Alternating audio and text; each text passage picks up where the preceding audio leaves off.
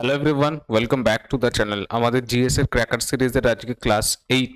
দেখো, ক্লাস 8 এর first question বলেছে 176 এ লোকসভা এবং রাজ্যসভার যৌথ অধিবেশনের সভাপতিত্ব কে করেন। আচ্ছা, লোকসভা এবং রাজ্যসভার যৌথ যে অধিবেশনটা হয় সেইটা হয় আর্টিকেল 108 এর আন্ডারে, ঠিক আছে। জয়েন্ট সিটিং এর কথা কোথায় বলা আছে? আর্টিকেল 108 বা অনুচ্ছেদ বা ধারা 108 এর মধ্যে লোকসভা এবং রাজ্যসভার জয়েন্ট সিটিং এর কথা বলা আছে। জয়েন্ট সিটিং কে ডাকতে কে পারে, মানে এটাকে ডাক কে দেয়? সেটাকে ডাক দেয় হচ্ছে রাষ্ট্রপতি। রাষ্ট্রপতি কল করে এটাকে জয়েন্ট সিটিং কে। আর এটার এই অধিবেশনের সভাপতিত্ব করেন হচ্ছে গিয়ে লোকসভার অধ্যক্ষ। এইটা তোমাদের জানতে চেয়েছে, লোকসভার অধ্যক্ষ এটাকে সভাপতিত্ব করেন। যদি লোকসভার অধ্যক্ষ না থাকে তাহলে ডেপুটি স্পিকার যে থাকে লোকসভার, সে আসে, তিনি আসেন অ্যাকচুয়ালি এই লোকসভা এবং রাজ্যসভার যৌথ অধিবেশনের জন্য। তিনি যদি না থাকেন তাহলে তার জন্য প্ল্যান বি, প্ল্যান সি এরকম তৈরি করা আছে পরপর, ঠিক আছে। যদিও লোকসভা এবং রাজ্যসভার জয়েন্ট সিটিং ইম্পর্টেন্ট একটা জিনিস, তো জেনারেলি আগে থেকে মোটামুটি ঠিকঠাক থাকে যে অমুক ডেটে হবে, ঠিক আছে। বা যদি খুব এমার্জেন্সি পড়ে যায় তখনই জয়েন্ট সিটিং এর ব্যাপার আসে, ঠিক আছে। নেক্সট দেখো। আচ্ছা, বলেছে বিখ্যাত দুধসাগর জলপ্রপাত কোন নদীর তীরে অবস্থিত? অপশন এ তে আছে ইন্দ্রাবতী, অপশন বি তে আছে নর্মদা, অপশন সি তে আছে মান্ডবী, অপশন ডি তে আছে সাবরমতী। আচ্ছা, ইন্দ্রাবতীর ওপরে আছে তোমার হচ্ছে কি নাম এটা, চিত্রকূট জলপ্রপাত। নর্মদার উপরে আছে ধুমাধার, আর একটা হচ্ছে কপিলধারা, এই দুটো বিখ্যাত।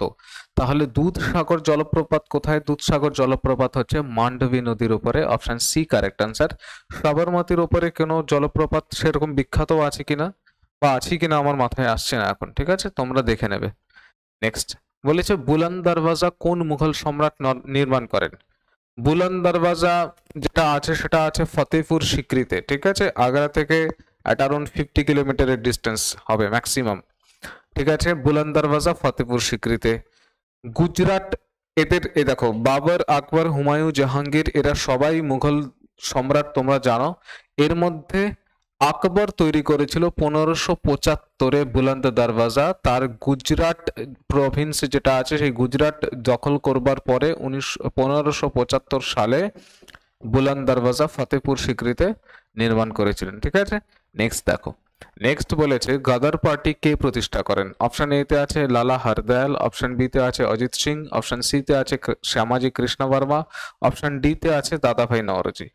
আচ্ছা, গাদার পার্টি বেশ কয়েকটা ছিল, বেশ কয়েকটা আমার যতদূর মনে পড়ে গাদার পার্টি, তার মধ্যে লালা হরদয়াল আর আর আর একটা হচ্ছে সোহান সিং ভাকনা। সোহান সিং ভাকনা আর লালা হরদয়াল মিলে যেটা ইউএসএ তে সান ফ্রান্সিসকোতে একটা গাদার পার্টি প্রতিষ্ঠা করেন, সেটার কথাই এখানে বলেছে, কারণ অপশনগুলো তাই সে দেখে তাই বোঝা যাচ্ছে। তো গাদার পার্টির প্রতিষ্ঠাতা হচ্ছে লালা হরদয়াল, আরেকজন হচ্ছে সোহান সিং ভাকনা, সেটা হচ্ছে সান ফ্রান্সিসকোতে। এনারাই দুজন ছিলেন যারা মিলে এই গদর পার্টি স্টার্ট করেছিলেন, ঠিক আছে। নেক্সট দেখো, মধুবানী পেন্টিং যে রাজ্যের তা হলো। অপশন এ তে আছে মেঘালয়, অপশন বি তে আছে নাগাল্যান্ড, অপশন সি তে আছে বিহার, অপশন ডি তে আছে অরুণাচল প্রদেশ। তোমরা যদি মধুবানী জায়গাটা কোথায় সেটা যদি জানো তাহলে খুব সহজেই আনসার করে দিতে পারবে। মধুবানী পেন্টিং তার ছোট ছোট নক্কাশি টাইপের যে কাজগুলো আছে সেইগুলোর জন্য খুব বিখ্যাত, ঠিক আছে। ময়ূরের কিছু ডিজাইন করা হচ্ছে বা ওই টাইপের ছোট ছোট ছোট ছোট দেখবে, আহ যেগুলো তোমার আমাদের কাঁথা স্টিক, কাঁথা স্টিচ যেগুলো হয় না, কাঁথার উপরে যে ওইরকম যে কাজগুলো হয়, এরকম ছোট ছোট ছোট ছোট নকশা হয়। তোমরা ক্রোম করে দেখবে, খুব সাংঘাতিক পেন্টিং। মধুবনী পেন্টিং বিহারের বিখ্যাত এটা, ঠিক আছে। বিহারের একটা জায়গার নামই হচ্ছে মধুবনী, ঠিক আছে। আচ্ছা, মধুবনী পেন্টিং এর আরেকটা নাম কিন্তু মিথিলা পেন্টিংও, হ্যাঁ, এটার আরেকটা নাম Mithila painting. Madhubani painting is equals to Mithila painting. Next দেখো, জটায়ু চরিত্রের স্রষ্টা কে? অপশন এ তে আছে সুনীল গঙ্গোপাধ্যায়, অপশন বি তে আছে সত্যজিৎ রায়, অপশন সি তে আছে বুদ্ধদেব গুহ, অপশন ডি তে আছে নারায়ণ গঙ্গোপাধ্যায়। আচ্ছা, টেনিদা খুব সম্ভব নারায়ণ গঙ্গোপাধ্যায়ের বিখ্যাত একটা, তুমি জানো ওই পার্টটা। আর এটা জটায়ু চরিত্র, তোমরা যদি ফেলুদা দেখে থাকো কখনো তাহলে তোমরা জানতে পারবে যে ফেলুদার মধ্যে তিনজন লোক থাকে মেন মেন রোলে। একজন হচ্ছে ফেলুদা নিচে প্রদোষ মিত্র, তার যে আহ, আহ, খুড়তুতো ভাই আছে, তার নাম হচ্ছে তপেশ মিত্র, তপেশ রঞ্জন মিত্র। আরেকটা হচ্ছে তাদের সঙ্গে একজন লেখক থাকেন, তার নাম লালমোহন গাঙ্গুলি, তিনি জটায়ু ছদ্মনামে লিখতেন। তো স্রষ্টা হচ্ছে আমাদের সত্যজিৎ রায়, সত্যজিৎ রায়ের ফেলুদা, এবং ফেলুদার মধ্যেই এই জটায়ুর চরিত্রটা আছে, যার অ্যাকচুয়াল নাম লালমোহন গাঙ্গুলি, ওই ইয়ের মধ্যে, ফেলুদার মধ্যে, ঠিক আছে। আর তোমরা জানো, প্রচুর হয়তো দেখেছো তোমরা, ঠিক আছে, বেশি এক্সপ্লেনেশনের দরকার নেই। নেক্সট দেখো, বলেছি লোকসভার সদস্য হওয়ার ন্যূনতম বয়স কত। অপশন এতে আছে 25, 25 বছর, অপশন বিতে আছে 30 বছর, অপশন সিতে আছে 35 বছর, অপশন ডিতে আছে 28 বছর। 28 বছর কিন্তু নয়, তাহলে বাকিগুলো 30, 35 এগুলো সম্পর্কে একটুখানি আলোচনা করছি। রাজ্যসভার সদস্য হবার জন্য বয়স লাগে 30 ইয়ার্স, ঠিক আছে। রাষ্ট্রপতি বা উপরাষ্ট্রপতির জন্য বয়স লাগে 35 বছর, আর লোকসভার সদস্য হওয়ার জন্য বয়স লাগে ন্যূনতম 25 বছর, ঠিক আছে। আচ্ছা, এই 30 বছর লাগে রাজ্যসভার জন্য, আর সেই জন্যই রাজ্যসভার একটা নাম আছে, সেটা হচ্ছে house of elders. House of elders বলা হয় রাজ্যসভাকে, সেই হিসাবেই তৈরি করা হয়েছিল লোকসভা এবং রাজ্যসভা। নেক্সট বলেছে কমলাকান্তের দপ্তর এর স্রষ্টাকে। অপশন এতে আছে মাইকেল মধুসূদন দত্ত, অপশন বিতে আছে শরৎচন্দ্র চট্টোপাধ্যায়, অপশন সিতে আছে বঙ্কিমচন্দ্র চট্টোপাধ্যায়, অপশন ডিতে আছে আশাপূর্ণা দেবী। আচ্ছা, কমলাকান্ত তোমরা জানো আশা করি, বঙ্কিমচন্দ্র চট্টোপাধ্যায়ের ছদ্মনামই হচ্ছে কমলাকান্ত। তো কমলাকান্তের দপ্তর এইটা, আর একটা হচ্ছে তোমার কৃষ্ণকান্তের উইল, এই দুটো বিখ্যাত রচনা বঙ্কিমচন্দ্র চট্টোপাধ্যায়, এবং বঙ্কিমচন্দ্র চট্টোপাধ্যায় এই কমলাকান্ত ছদ্মনামে লিখতেন, ঠিক আছে। তো আনসার তোমাদের হয়ে যাবে বঙ্কিমচন্দ্র চট্টোপাধ্যায়। নেক্সট, মটকি কোন রাজ্যের প্রচলিত নৃত্য। অপশন এতে আছে ত্রিপুরা, অপশন বিতে আছে মহারাষ্ট্র, অপশন সিতে আছে ওড়িশা, আর অপশন ডিতে আছে মধ্যপ্রদেশ। মটকি নামটা এসছে ছোট ছোট একটা মটকি নিয়ে ওরা নাচ করে, ডান্স করে, সেই কারণেই মটকি ওই নৃত্যটার নাম। মটকি মানে কলসি টাইপের, ছোট কলসি টাইপের, ঠিক আছে। আচ্ছা, ত্রিপুরার তোমরা প্রচলিত নৃত্য সম্পর্কে জানো, এর আগে আমি আলোচনা করেছিলাম। একটা নাম আছে আমাদের মেট্রো স্টেশন গড়িয়া এটা বলে, ঠিক আছে। একটা আছে ঝুম। ওড়িশার হচ্ছে তোমার রঙ্গবতী, ধেমসা, এইগুলো। মহারাষ্ট্রে আমার খুব বেশি মনে পড়ছে না। মটকি হচ্ছে মধ্যপ্রদেশের, মধ্যপ্রদেশের মটকি বিখ্যাত ডান্স ফর্ম, ঠিক আছে, প্রচলিত নৃত্য ওখানকার। নেক্সট দেখো, বলেছে প্রথম এভারেস্ট জয়ী বাঙালি হলেন। অপশন এতে আছে বাচেন্দ্রী পাল, অপশন বিতে আছে সত্যব্রত দাস, অপশন সিতে আছে জয়ন্ত চৌধুরী, অপশন ডিতে আছে তেনজিং নোরকে। আচ্ছা, মহিলা যদি হতো তাহলে বাচেন্দ্রী পাল হতো, যদি মহিলা বলতো তাহলে বাচেন্দ্রী পাল হতো। এখানে এভারেস্ট জয়ী বাঙালি বলেছে সত্যব্রত দাস হচ্ছে এটার কারেক্ট আনসার। খুব সম্ভব, যাদের মনে পড়ে আমার, খুব বেশি দূরে নয়, 2005 সালে সত্যব্রত দাস এভারেস্ট জয় করেছিলেন, ঠিক আছে। নেক্সট, তাঞ্জোরের রাজ রাজেশ্বর মন্দির কে নির্মাণ করেন। এক তো রাজ রাজেশ্বর মন্দির একটুখানি জেনে নাও, এটা তোমার ডেডিকেটেড টু লর্ড শিবা, ঠিক আছে। তোমার সাউথ ইন্ডিয়াতে প্রচুর প্রচুর টেম্পল আছে লর্ড শিবাকে ডেডিকেটেড করে, এবং 108খানা ইম্পর্টেন্ট লর্ড শিবার টেম্পল আছে, তার মধ্যে এই একটা টেম্পল প্রচন্ড বেশি ইম্পর্টেন্ট, রাজ রাজেশ্বর টেম্পল। তো রাজ রাজেশ্বর টেম্পলের নামকরণ হয়েছিল প্রথম রাজরাজা চোলা, তার কাছ থেকে নাম হয়েছে রাজ রাজেশ্বর টেম্পল, ঠিক আছে। প্রথম রাজরাজের ছেলেই হচ্ছে প্রথম রাজেন্দ্র। নেক্সট নেক্সট কি বলেছে, গান্ধীজির কোন আন্দোলন খিলাফত আন্দোলনের সঙ্গে যুক্ত হয়। গান্ধীজির বেশ কয়েকটা আন্দোলন বিখ্যাত, তার মধ্যে একটা আইন অমান্য আন্দোলন বিখ্যাত, সেটা 1930 সালে 1930-তে স্টার্ট হয়েছিল ডান্ডি মার্চ দিয়ে, তোমরা জানো। আর অসহযোগ আন্দোলন ইম্পর্টেন্ট, সেটা 1920-তে স্টার্ট হয়েছিল। অসহযোগ আন্দোলনের হচ্ছে বাংলা হচ্ছে মানে ইংরেজি, নট বাংলা, বাংলায় আছে। অসহযোগ আন্দোলনের ইংরেজি হচ্ছে নন কোঅপারেশন মুভমেন্ট, আর আইন অমান্য আন্দোলন হচ্ছে সিভিল ডিসওবিডিয়েন্স মুভমেন্ট। ভারত ছাড়োর হচ্ছে তোমার কুইক ইন্ডিয়া মুভমেন্ট। আচ্ছা, তোমরা অনেকেই জানো খিলাফত আন্দোলন শুরু হয়েছিল যে তোমার টার্কির, মডার্ন ডে যে টার্কি আছে সেইখানকার যে খলিফাকে ক্ষমতাচ্যুত করে দেওয়া হচ্ছিল সেইটা নিয়ে, এবং খিলাফত আন্দোলনকে গান্ধীজি সাপোর্ট করেছিল এটার আশায় যে খিলাফত আন্দোলনের সাথে যারা যুক্ত ছিল তারা অসহযোগ আন্দোলনকে সমর্থন করবে, ঠিক আছে, এই চুক্তিতে বা এই আশাতেই খিলাফত আন্দোলনকে গান্ধীজি সাহায্য করেছিল। তো আনসার এটার হয়ে যাবে কোন আন্দোলন খিলাফত আন্দোলনের সঙ্গে যুক্ত হয়? অসহযোগ আন্দোলন 1920 সালের, সেইটা খিলাফত আন্দোলনের সাথে যুক্ত হয়। ঠিক আছে, খিলাফত আন্দোলনকে ফুল সাপোর্ট দিয়ে দিয়েছিল গান্ধীজি। নেক্সট নেক্সট বলেছে মগধের প্রথম রাজধানী কি ছিল? তোমরা যদি ওই ইতিহাসের কিছু পার্ট সামনের দিকে পড়ে থাকো, বিশেষ করে বুদ্ধিজম জৈনিজমের ওই পার্টগুলো পড়ে থাকো, তাহলে তোমরা জানতে পারবে যে মগধের প্রথম রাজধানী ছিল হচ্ছে রাজগৃহ। কেন? কারণ প্রথম প্রথম কোথা থেকে জানতে পারবে বললাম, প্রথম যে বৌদ্ধ সংগীতি বা সম্মেলন হয়েছিল সেটা হয়েছিল রাজগৃহতে। ঠিক আছে, দ্বিতীয়টা হয়েছিল বৈশালীতে। তো প্রথমটা ছিল রাজগৃহ। রাজগৃহেরই আরেকটা নাম হচ্ছে গিরিবরাজ। ইংরেজিতে গিরিবরাজ বলা হয়, বাংলায় গিরিব্রজ এরকম কি সব বলে। ঠিক আছে, গিরিবরাজ, গিরিবরাজ বা রাজগৃহ এইটা ছিল প্রথম রাজধানী। এইখান থেকে চেঞ্জ করে রাজধানী নিয়ে যায় পাটলিপুত্রে, সেটা নিয়ে গেছিল উদয়ন। উদয়ন বলে একজন রাজা ছিলেন, তিনি পাটলিপুত্রে তার রাজধানী স্থানান্তরিত করেন, রাজগৃহ থেকে চেঞ্জ করে নিয়ে যান পাটলিপুত্রে। ঠিক আছে, নেক্সট দেখো সাতবাহন বংশের প্রতিষ্ঠাতা কে ছিলেন? অপশন এতে আছে শিমুক, অপশন বি তে আছে প্রথম সাতকর্ণী, অপশন সি তে আছে গৌতমীপুত্র সাতকর্ণী, অপশন ডি তে আছে হালা।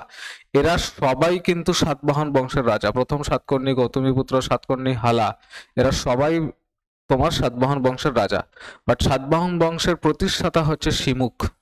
শিমুক হচ্ছে সাতবাহন বংশের প্রতিষ্ঠাতা। সাতবাহন বংশের যদি জিজ্ঞাসা করতো যে শ্রেষ্ঠ রাজাকে, তাহলে শ্রেষ্ঠ রাজা হতো তোমার গৌতমীপুত্র সাতকর্ণী। আচ্ছা, এই যে অপশন ডি তে যে হালা আছে, হালার একটা লেখা বিখ্যাত গ্রন্থ আছে, সেটার নাম হচ্ছে গাথা সপ্তশতী।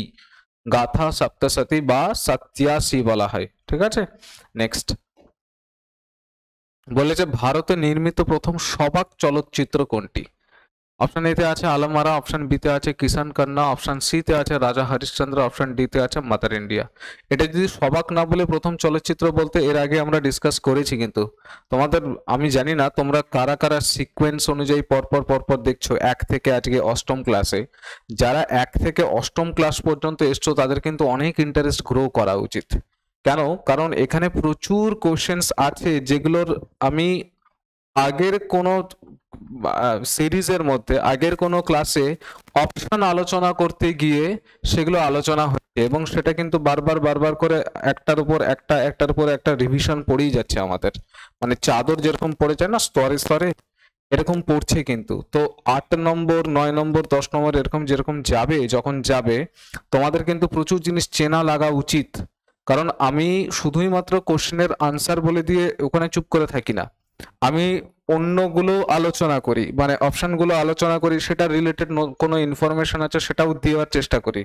তো সেইটা করতে গিয়ে কিন্তু বহু জিনিস আমরা এর আগে করেছিলাম। যে প্রথম চলচ্চিত্র যদি হতো সেটা হতো রাজা হরিশ্চন্দ্র, দাদা সাহেব ফালকে, এর আগের দিনই খুব সম্ভব করেছিলাম।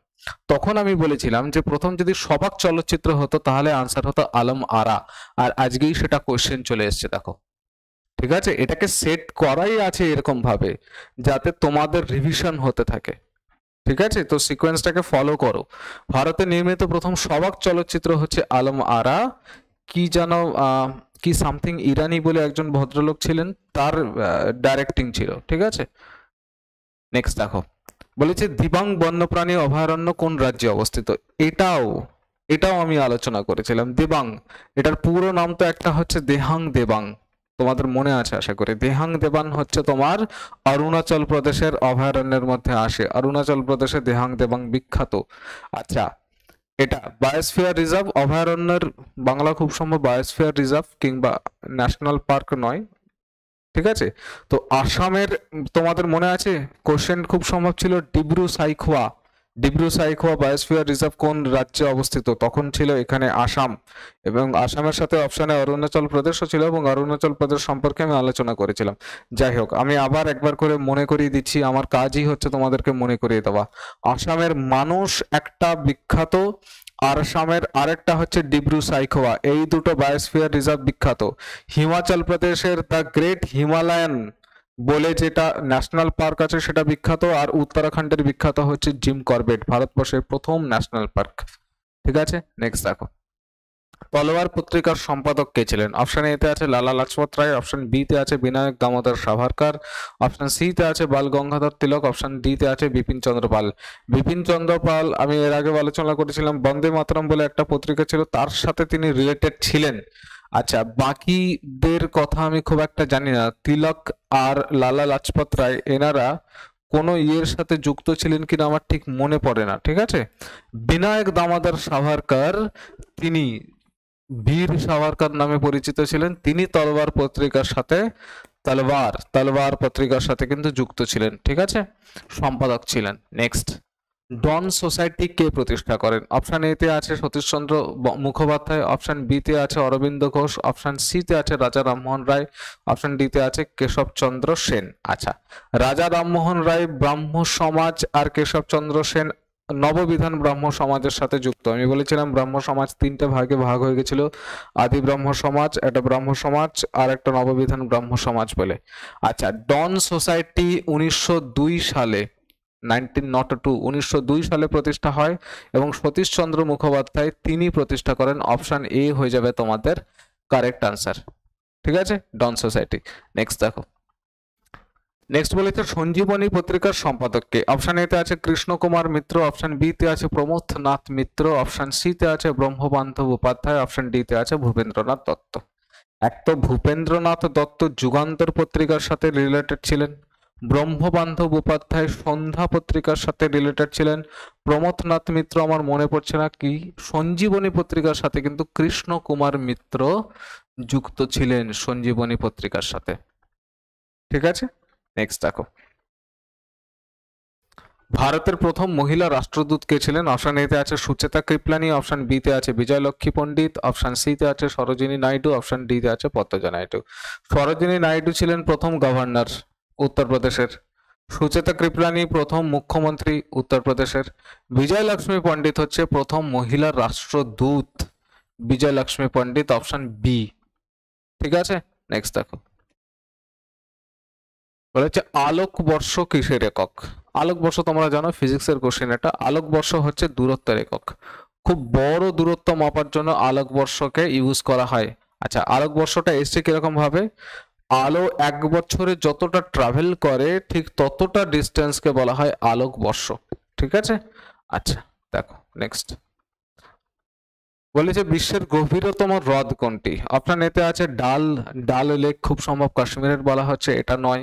অপশন বি তে আছে কাস্পিয়ান সাগর, অপশন ডি সি তে আছে চিল্কা, চিল্কা যদি ভারতবর্ষের হতো তাহলে চিল্কা হয়ে যেত।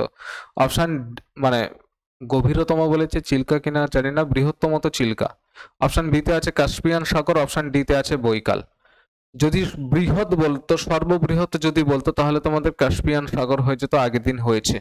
গভীরতম বলেছে আয়তনের দিক থেকে সব থেকে বড় হচ্ছে বৈকাল হ্রদ, এইটা হবে অপশন ডি হচ্ছে তোমাদের কারেক্ট আনসার।